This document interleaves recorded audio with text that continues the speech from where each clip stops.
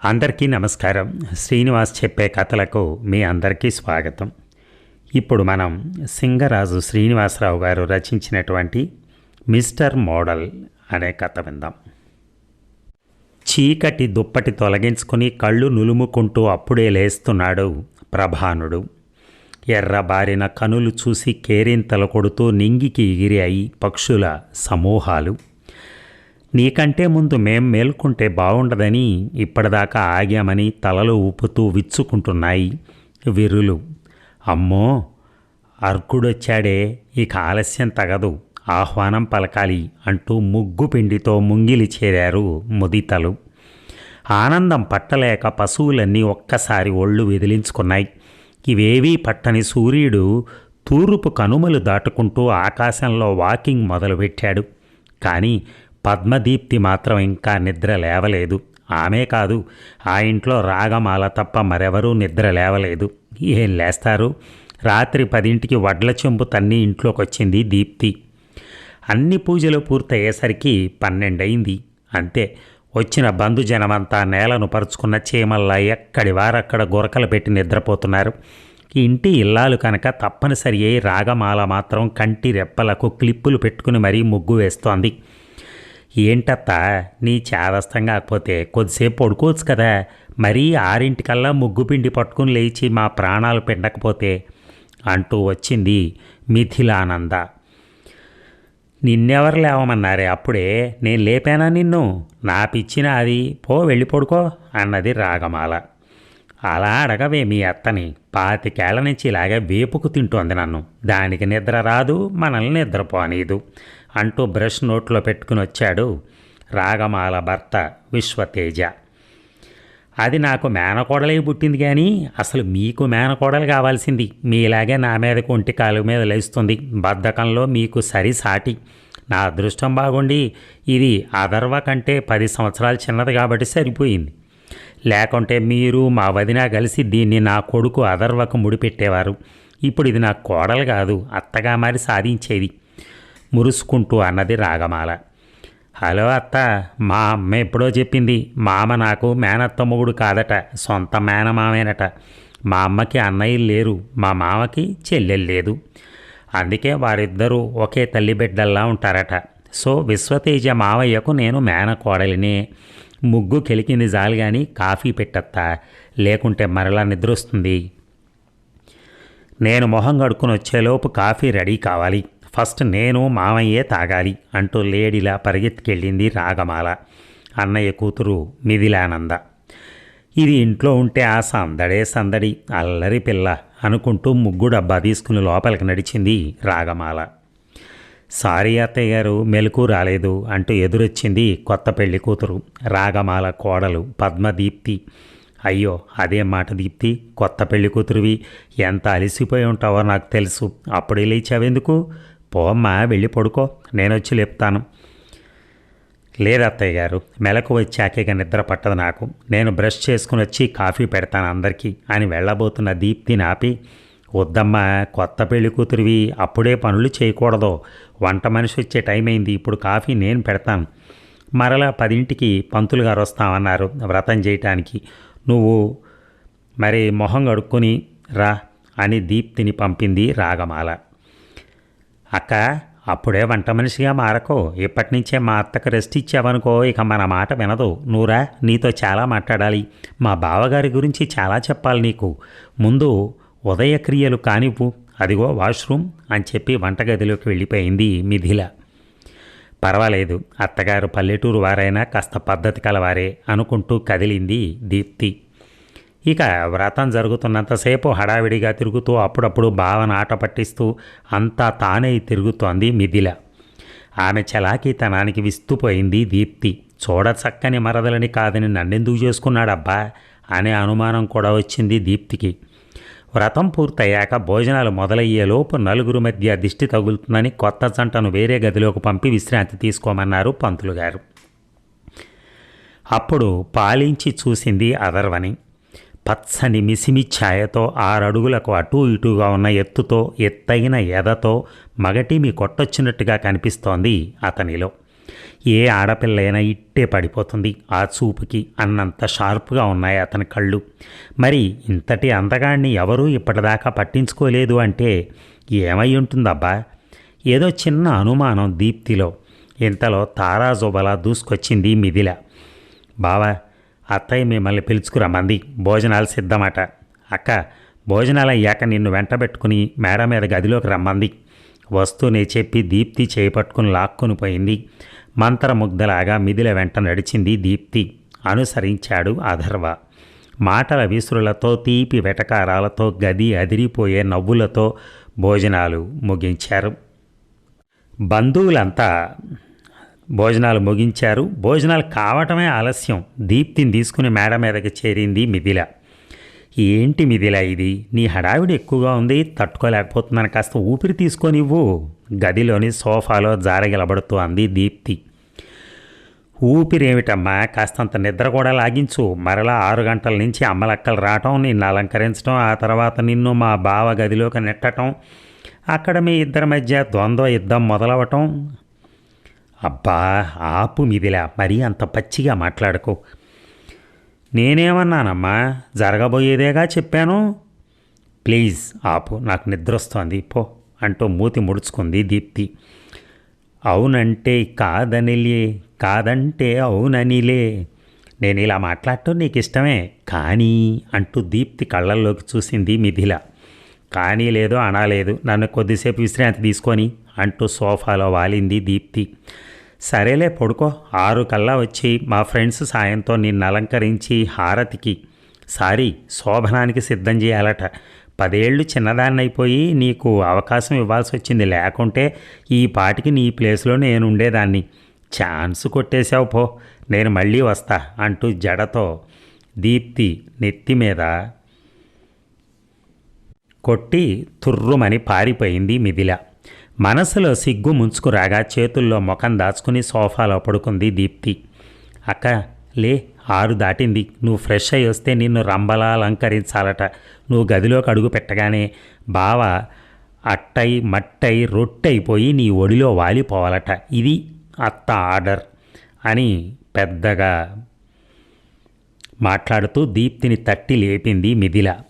అవునండి దీప్తి గారు, మీ అందానికి మెరుగులు దిద్ది మా విశ్వామిత్ర బావ వద్దకి మేనకలాగా మిమ్మల్ని మార్చి పంపాలట. మా అత్త ఆదేశం అది అన్నది పక్కనున్న ఒక 25 ఏళ్ల పడుచు.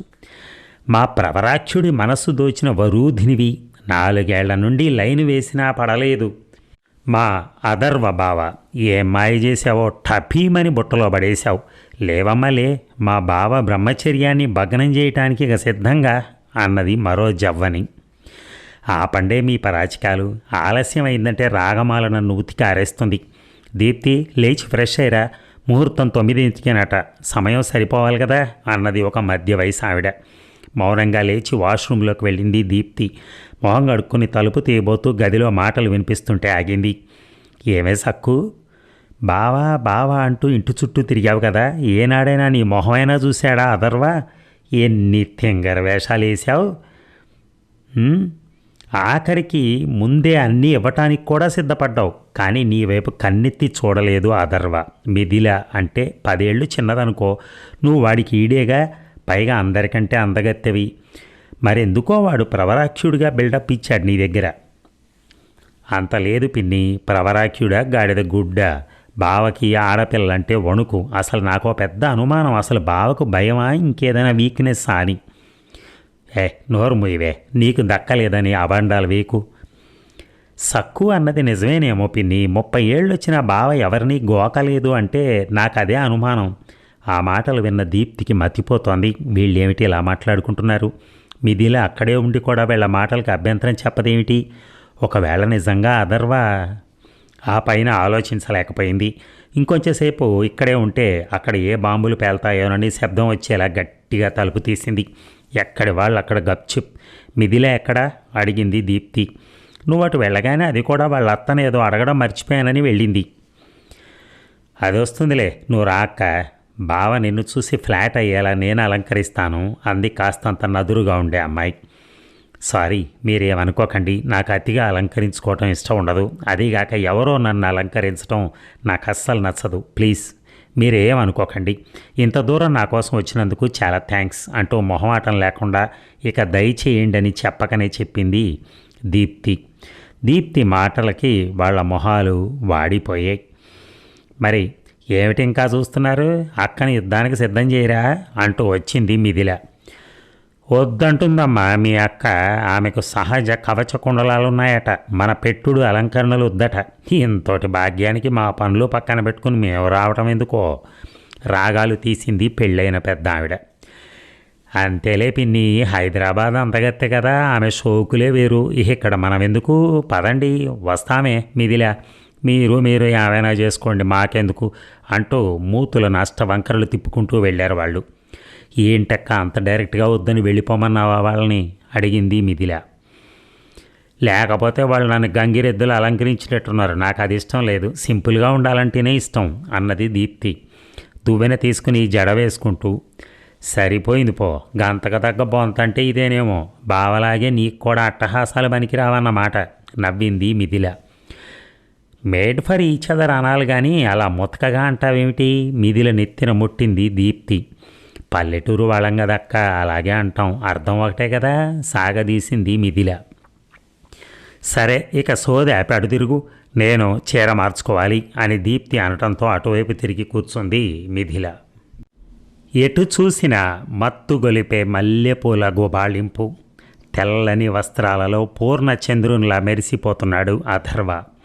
తార కనుక ఎదురు పడితే చంద్రుణ్ణి కాదని అథర్వ వెంట పడేదేమో.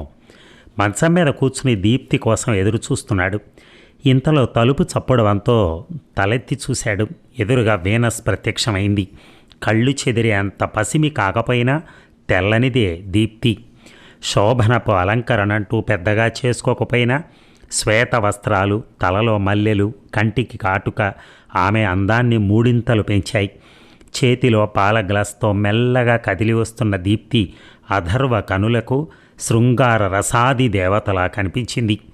ఆమెను పొదివి పట్టుకుని తెచ్చి మంచం మీద కూర్చోబెట్టాడు అథర్వ. ఆమె చేతిలో పాల గ్లాస్ అందుకుని తాను సగం తాగి మిగిలినవి ఆమెకిచ్చాడు. కాదనకుండా తాగేసింది. దీప్తి, ఈ అలంకరణలో నువ్వు శృంగార దేవతలా ఉన్నావు. నా దిష్టే నీకు తగిలేలా ఉంది. మీ అంత కాదు, మీరు చాలా అందంగా ఉంటారు. చిరునవ్వు నవ్వి, ఈ అందాల గోల కాదు కానీ ఇంకేదైనా మాట్లాడు. మాట్లాడేటప్పుడు నీ పెదవుల కదలిక చూడముచ్చటగా ఉంటుంది. నాకు చెప్పి మీరు అదే పని చేస్తున్నారుగా. ఓ సారీ, పొగడ్తలు అంటే ఆడవారికి ఇష్టమట, నిజమేనా? కావచ్చు, కానీ వాస్తవానికి ఆడవాళ్ళు ఎంతో విలువిస్తారు. పొగడ్తలకు తాత్కాలికంగా పొంగినా వాస్తవానికి ఎక్కువ విలువిస్తారు వాళ్ళు. నిజం కోసం కూడా వెతుకుతారు. మరి నీకు నిజం చెప్పనా? ఏమిటది? నాకు నీ అందం కంటే నీ ముక్కుసూటి మాట తీరు నచ్చింది.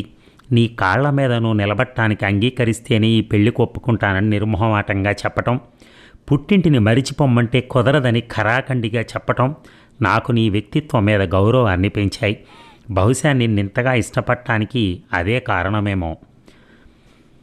మరి నేను అలా అన్నప్పుడు మీ కోపం రాలేదా? రాలేదు.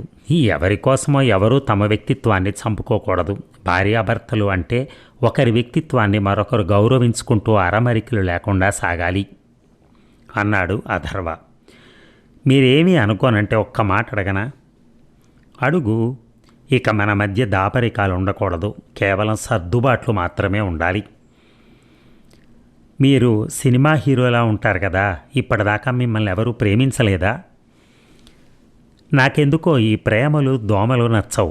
ప్రేమ పేరుతో కెరీర్ పాడు చేసుకోవటం నాకు ఇష్టం ఉండదు. నా దృష్టిలో ప్రేమైనా పెళ్ళైనా ఒకరితోనే ఉండాలి. అందుకే నేను పెళ్లి చేసుకున్న తర్వాతే ప్రేమించాలి అనుకున్నాను. ఏదైనా స్వచ్ఛంగా ఉండాలని కోరుకునే మనస్తత్వం నాది. ఆడవారికి శీలం ఎంత ముఖ్యమో మగవారికి అంతే ముఖ్యమని నా అభిప్రాయం. అందుకే నేను ఎలాంటి పిచ్చి ప్రయోగాలు చేయలేదు. నేను అలా ఆడవారికి దూరంగా ఉంటానని చాలామంది నా మీద అనుమానపడ్డారు కూడా. అయినా నేను ఇలాంటివన్నీ పట్టించుకోను. నా భార్య స్వచ్ఛంగా ఉండాలి అని నేను కోరుకున్నప్పుడు నేను కూడా అంతే స్వచ్ఛంగా ఉండాలి కదా. అప్పటిదాకా దీప్తి హృదయంలో కమ్ముకున్న కారు మబ్బులు దూది పింజల్లా తేలిపోయాయి. ఆరాధనగా అథర్వ వంక చూసింది. అంటే మీరు మిస్టర్ మోడల్ అన్నమాట. అదేమిటి కొత్తగా? అదేనండి, రాబోయే రోజుల్లో కాబోయే భర్తలకు మీరు రోల్ మోడల్ అన్నమాట. జీవితాన్ని సినిమాటిక్గా కాకుండా వాస్తవంగా ఆలోచించి మీరు తీసుకున్న నిర్ణయం నలుగురికి మార్గదర్శకమైతే ఈ ఇన్స్టెంట్ ప్రేమలు, 3 నెలలకే విడాకులు లేకుండా కాపురాలు అయానిక బంధాల్లా మిగిలిపోతాయి. నేను చాలా లక్కీ. దీప్తి కళ్ళల్లో ఆనందం. అవన్నీ తర్వాత 30 సంవత్సరాల ఆకలి ఇంకా ఎంతసేపు ఇలా మాటలతో ఆగాలి అంటూ దీప్తి నడుము మీద చెయ్యి వేసి దగ్గరికి లాక్కున్నాడు. ఉడుము పట్టు అంటే ఇలాగే ఉంటుందేమో అనిపించింది దీప్తికి. అతని ఎద మీద వాలిపోయింది. నవనాడులలో స్పందన వారిని అనంత తీరాలకు తీసుకెళ్ళింది. మెరుపులు, అరుపులు, వరదలు. ఇప్పుడు ఆ గదిలో శృంగార సునామీ. అదండి, ఒక సరసమైన కథ విన్నాం పొద్దున్నే. Thank you.